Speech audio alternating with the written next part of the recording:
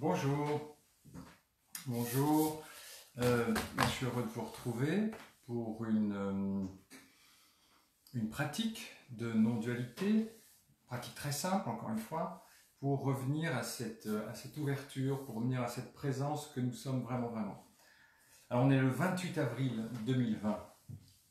Voilà, et donc ce confinement donne l'opportunité puisqu'on ne peut pas aller à l'extérieur, allons à l'intérieur, eh bien, allons voir cette présence, allons examiner qui nous sommes vraiment. C'est l'occasion, en fait. Pour ceux qui le peuvent, bien sûr. Je veux dire, parce que, évidemment, les soignants, les médecins, les infirmières, il y a beaucoup de gens qui travaillent. Alors, j'ai reçu ce matin un petit mail, un petit message, et je voudrais partir de ce message pour vous proposer une pratique. Alors, c'est un message qui dit ceci. Bonjour José, je viens te remercier infiniment. Tes pratiques successives de la vision sans tête, donc ces petites vidéos qu'on fait ensemble, là, avec les explications et ta vidéo sur ton livre L'éveil spirituel viennent de me faire vivre hier soir en me couchant un basculement dans le vide plein à l'intérieur de moi. La répétition que l'éveil est un état accessible à tous a réveillé chez moi le fait que cela est possible. Et du coup, c'est devenu possible. Je n'ai plus à penser que je suis ce qui voit, je suis ce qui voit. Voilà, je ne sais pas si la personne qui m'a envoyé le mail nous regarde actuellement, mais voilà, je reçois régulièrement des messages encourageants de ce genre, en fait quasiment tous les jours, de personnes qui basculent dans cette ouverture, qui découvrent cette ouverture et cette présence. Et donc, ce qui a permis à notre ami là d'accéder à cet état de vacuité, cet état d'ouverture, ce vide plein, voilà, c'est contradictoire, vide plein, mais c'est en effet les deux, eh bien c'est le fait que j'ai dit que c'était quelque chose d'accessible. Enfin, Douglas disait que c'était quelque chose d'accessible, et c'est en effet quelque chose d'accessible. Donc je crois que ça c'est le message le plus révolutionnaire que j'ai entendu chez Douglas Harding, en fait, c'est que l'éveil est simple. L'éveil est simple et l'éveil est accessible. Donc je voudrais parler de ça encore ce soir. Je me souviens que la première fois que je suis allé à un atelier de Douglas Harding l'été, c'était au Taillé, au centre Le Taillé, qui existe encore d'ailleurs, un merveilleux centre en Ardèche. Et donc Douglas faisait là-bas tous les ans, depuis 91, il faisait deux stages d'une semaine successifs, un stage pour les Français, un stage pour les Anglais. Et donc, comme je suis allé en 92 ou 93, il y avait à peu près 50 personnes.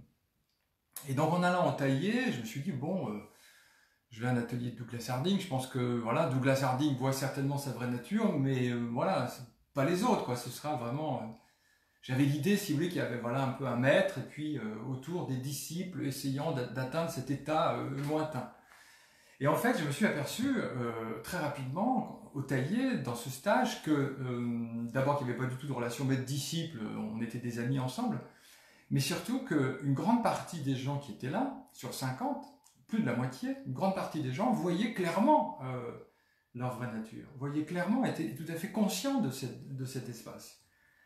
Certains depuis un mois ou deux, et d'autres depuis un an, et d'autres depuis 20 ans, 30 ans, 40 ans. J'ai découvert d'ailleurs à cette occasion des formidables amis, Bill, Colin ou d'autres. Donc, c'était pas du tout quelque chose rare, en fait, réservé à Douglas Harding, mais c'était quelque chose de tout à fait naturel, qu'on partageait tous ensemble, en tout cas une grande partie des gens le partageaient. Et puis d'ailleurs, dans la semaine, il y a plein de gens qui l'ont découvert.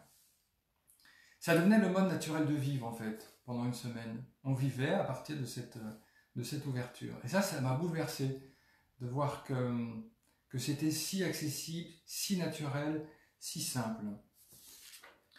Alors, à ce sujet, j'ai une anecdote je trouve marrante, peut-être je vous l'ai déjà raconté, mais j'ai un ami qui s'appelle Philippe Fabry, qui habite vers La Rochelle, qui a écrit d'ailleurs un livre très intéressant sur les exercices de Douglas Harding aussi, et il voit clairement sa vraie nature, et il a raconté un jour que un un jour, lors d'une conférence de Douglas a dit, bon, bah, je vais faire venir sur l'estrade quelqu'un qui voit clairement sa vraie nature. Donc il m'a fait venir, José, est-ce que tu veux venir faire un exercice? Donc je suis monté sur l'estrade, j'ai fait un exercice, et en fait Philippe Fabry, qui était dans la salle, il s'est dit, mais si un type aussi banal que ce mec-là, ce José Leroy, si un mec aussi ordinaire que lui peut voir sa vraie nature, ben, c'est accessible pour moi aussi, quoi. Voilà. Et c'est ce qui s'est passé, effectivement. Donc, voilà, c'est quelque chose de simple et d'accessible. Alors, je voudrais juste vous lire quelques textes qui parlent de cette simplicité. Donc, Douglas Harding, dans Vivre au sens 13, dit ceci. Depuis des millénaires, cette vision a acquis la réputation d'être la chose la plus difficile du monde. C'est une très mauvaise blague. C'est au contraire la chose la plus facile. Cette supercherie a piégé d'innombrables chercheurs sincères. Le trésor des trésors qui se sont épuisés à rechercher était la découverte la plus accessible, la plus exposée, la plus flagrante des évidences, toujours présente, crevant les yeux. Voilà. Donc vous voyez, c'est absolument évident, ça crève les yeux. Bon, simplement, on ne sait peut-être pas bien regarder. Et puis surtout, présenter l'éveil comme difficile, oui, ça a piégé beaucoup de gens. Moi, ça m'a piégé un certain temps. Je m'imaginais en effet que c'était quelque chose de beaucoup plus compliqué que ce que je découvrais. Mais alors vous pourriez dire, ouais, mais Douglas Harding, c'est un excentrique, c'est quelqu'un qui est hors tradition, c'est un anglais, on ne peut pas lui faire confiance, il faut faire confiance à des gens qui viennent de traditions millénaires, des gens qui ont vraiment une autorité, voilà, à eux, on peut leur faire confiance, mais pas à Douglas. Très bien, très bien. Eh ben, je vais vous présenter quelques références, quelques autorités.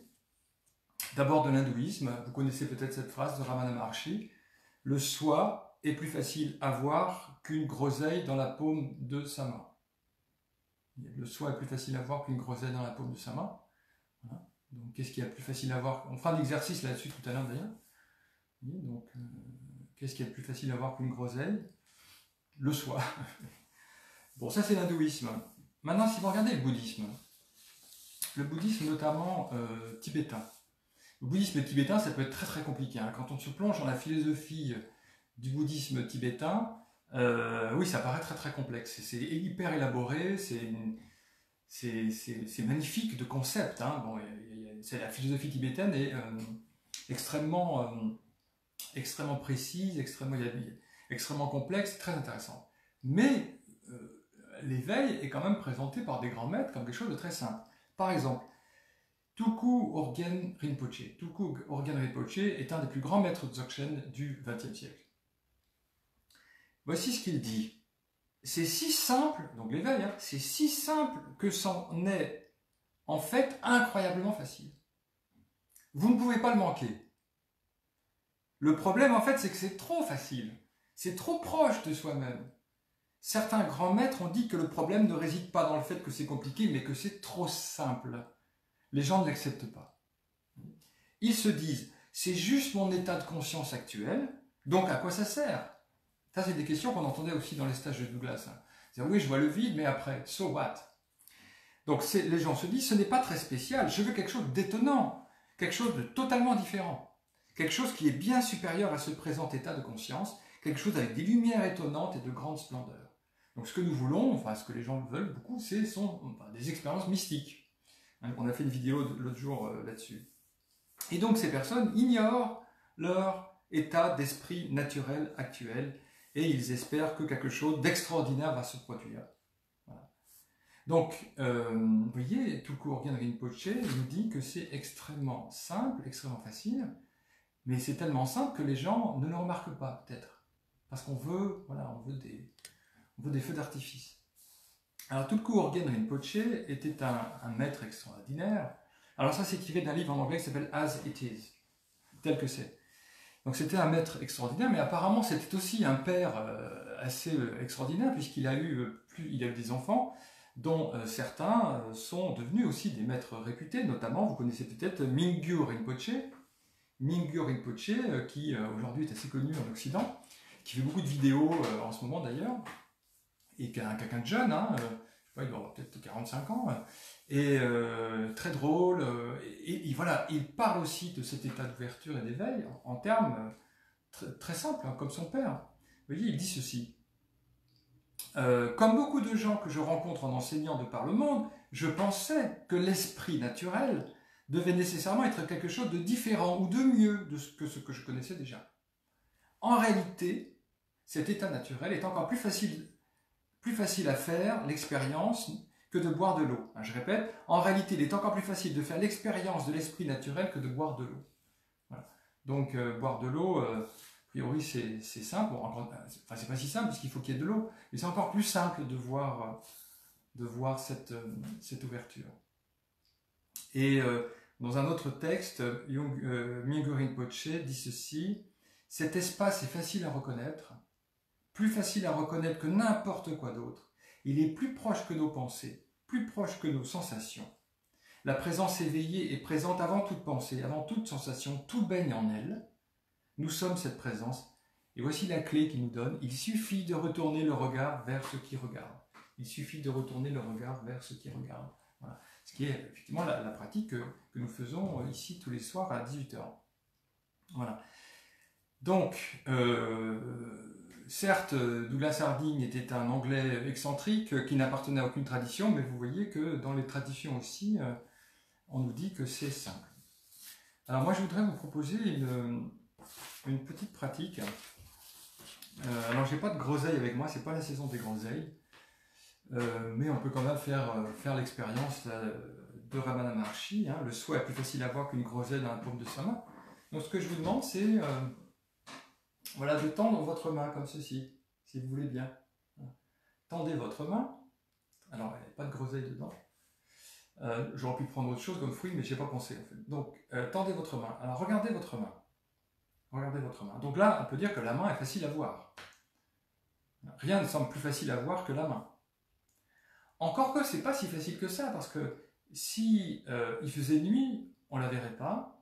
Si on était aveugle, on ne la verrait pas. Moi, si j'enlève mes lunettes, je vois flou.